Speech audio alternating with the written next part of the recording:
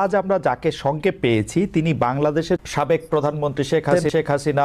আমি আপনার কাছ থেকে জানতে চাইবো যে আন্দোলনে শেখ হাসিনার পতন হলো সেই আন্দোলন সম্পর্কে অন্তর্বর্তী সরকারের প্রধান উপদেষ্টা ডক্টর মোহাম্মদ ইউনূস যুক্তরাষ্ট্রে বিল ক্লিনটনের উপস্থিতিতে একটা অনুষ্ঠানে বললেন যে এই আন্দোলন খুব পরিকল্পিতভাবে চালিয়ে নেওয়া হয়েছে, কিছুই হঠাৎ হয়নি। আমরা আপনার কাছে একটু জানতে চাইবো যে আপনার জ্ঞাতসারে কিংবা অজ্ঞাতে এই আন্দোলন কি শুরু থেকেই কোটার আড়ালে সরকার পতনের আন্দোলন ছিল? চক্রান্তটা শুরু হয়েছিল সেই 2022 সাল থেকেই। কিছুতে আমাকে ক্ষমতায় থাকতে দেবে না। আর বাংলাদেশ যখন উন্নত হয়ে গেছে, যারা এই সুদখোর ইউনূসের তো বহুদিনের লালায়িত স্বপ্ন, আর তার মদতদাতা আজকে এটা প্রমাণিত।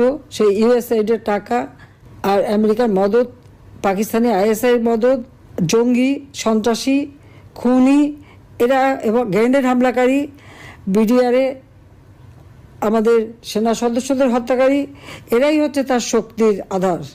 তাদেরকে নিয়েই তার পথ চলা, যা আজকে প্রমাণিত সত্য। এবং আমি আরেকটি খবর আপনাদের দিতে চাই। দুর্নীতি দমন কমিশনে ইউনূসের বিরুদ্ধে কয়েকটি মামলা হয়েছে। আর শ্রমিকদের অর্থ আত্মসাতের জন্য শ্রমিকদের করা মামলায় শ্রমিক আদালতে ইউনূস কিন্তু সাজাপ্রাপ্ত আসামি। সে কিন্তু একটা কনভিক্টেড আসামি এবং সে চক্রান্ত করে, সন্ত্রাস করে, জঙ্গিবাদকে সহায় করে এবং অপপ্রচার চালিয়ে সে ক্ষমতাটা দখল করেছে। ক্ষমতা দখল করার সাথে সাথে কী করেছে সে? তার আগে থেকেও প্রচেষ্টা ছিল। ইউনূস সেন্টার নামে একটা জায়গা, আপনারা জানেন, গ্রামীণ ব্যাংকের একটা সম্পত্তি 11,000 স্কোয়ার ফিট বিনা পয়সা নিয়ে সেখানে তার ইউনূস সেন্টার। এবং এটা হচ্ছে একেবারে যত রকমের চক্রান্তের জায়গা। ইউনূস ক্ষমতায় যেয়ে কিন্তু নিজে ওই জায়গায় তার যে লোকরা বসা তাদেরকে দিয়ে সারা বাংলাদেশে সার্ভে করার নামে লোক নিয়োগ দিয়েছে। ঢাকা জেলার জন্য 40 জন, আর তাছাড়া সারা বাংলাদেশের জন্য তার প্রায় 80 থেকে 100 জনের টিম। বিভিন্ন জেলায় জেলায় তাদের দায়িত্ব, যেখানে সিটি কর্পোরেশন বা পৌরসভা আছে সেই জায়গার জন্য বেশি করে লোক নিয়োগ। এবং ইউনিয়ন পর্যায় পর্যন্ত সে লোক নিয়োগ দিয়েছে, যাদেরকে সে টাকা দেয়। তাদের হাতে মোবাইল ফোন, একদম স্মার্টফোন, তাদের হাতে কম্পিউটার এবং সমগ্র বাংলাদেশের সমস্ত তথ্য দিয়ে তারা পাঠায়।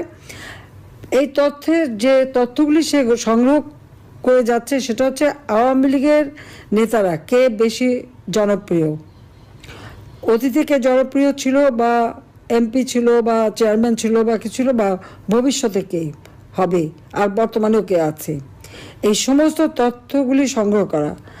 বিত্তশালী সম্প্রদায় কাকে সমর্থন দেয়, আওয়ামী লীগকে দেয় না কাকে দেয়, তাদের তথ্য সংগ্রহ করা। এবং আওয়ামী লীগ, বিএনপি, জাতীয় পার্টি, জামাত কার কোথায় কি অবস্থা, ভোটের কি অবস্থা, এই সমস্ত তথ্য সংগ্রহ করার জন্য তার কিন্তু এজেন্ট নিয়োগ করা আছে। এছাড়া সে যে বিশাল গুন্ডা বাহিনী পালে, 1000 মোটর সাইকেল তাদেরকে দেওয়া হয়েছে এবং তাদের হাতে স্মার্টফোন এবং কয়েকটা মাদ্রাসা, কিছু ইউনিভার্সিটি, 35টা কলেজ ইউনিভার্সিটির কিছু ছেলে মেয়েকে সে